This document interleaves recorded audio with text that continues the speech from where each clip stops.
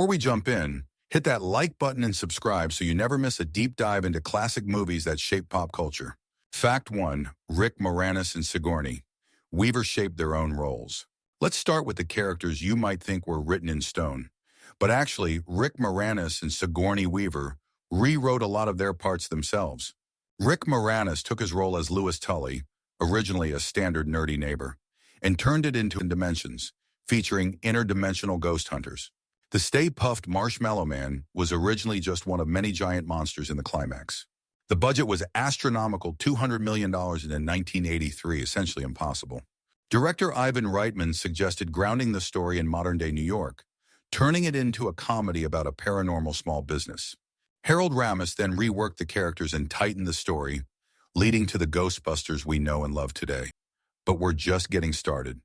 Next, we'll explore the chaos behind the scenes, the incredible stunts, dangerous costumes, and more budget-defying moments that made this film a classic. You don't want to miss it. Stick around for part 2 and remember to like, subscribe, and hit that notification bell so you never miss a story from the world of unforgettable movies. Fact number 5, The Library. Ghost was so scary it had to be changed. Ghostbusters opens with a on the cast. Before filming the real shot, a test drop was done on a stuntman. Instead of floating gently, the shaving cream fell like a solid wall and knocked him flat. Adjustments were made quickly, preventing serious injury. Even so, several cast members later admitted the shaving cream caused skin irritation and rashes. Movie magic looks fun, but sometimes it leaves scars.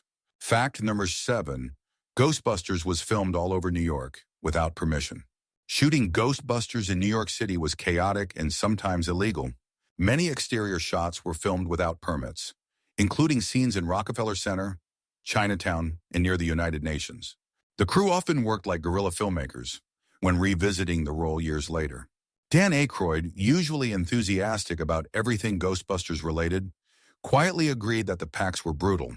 The physical strain became such a problem that rubber versions were eventually created for stunts. By the time later Ghostbusters films were made, special chairs were even designed so actors could sit down without removing the packs. The iconic look came at a serious physical cost. So far, we've seen how Ghostbusters balanced comedy with real danger, terrifying ghosts, dangerous costumes, and a city that refused to cooperate. But some of the biggest battles happened off-screen, in studios, courtrooms, and rating boards. In part 3, we'll dive into lawsuits, title wars. When the song released, it became a massive success, reaching #1 on the Billboard Hot 100 and staying there for weeks. However, Huey Lewis noticed strong similarities and filed a lawsuit for plagiarism. The case was settled quietly out of court for a large undisclosed sum, with both sides agreeing to confidentiality. Years later, when that agreement was broken publicly, another lawsuit followed and Ray Parker Jr. won that one. Despite all the drama, the song remains iconic and inseparable show with the same name featuring 2 detectives and a gorilla. During filming, the production team experimented with temporary names like Ghost Smashers and Ghost Blasters. The problem? Actors and crew kept shouting Ghostbusters during street scenes, making the title change impossible to hide.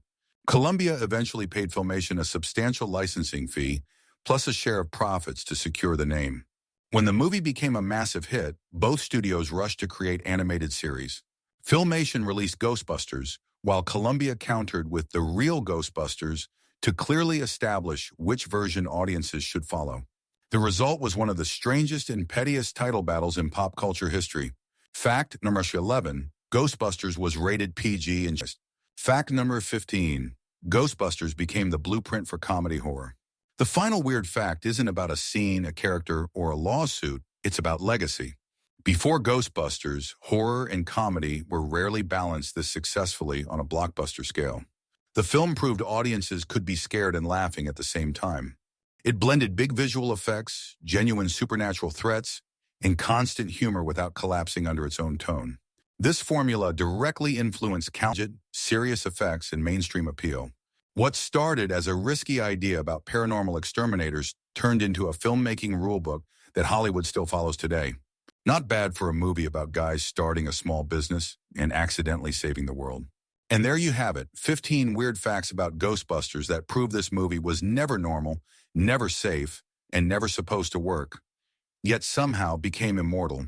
From improvised performances and unfinished effects to lawsuits, rewrites, and franchise resurrections, Ghostbusters survived on creativity, chaos, and pure lightning-in-a-bottle chemistry. Now I want to hear from you. What's your favorite Ghostbusters fact, scene, or character? Drop it in the comments below.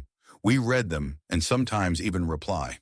If you enjoyed this deep dive, don't forget to like the video, subscribe to the channel, and hit the note today. Until next time, and remember who you're going to call?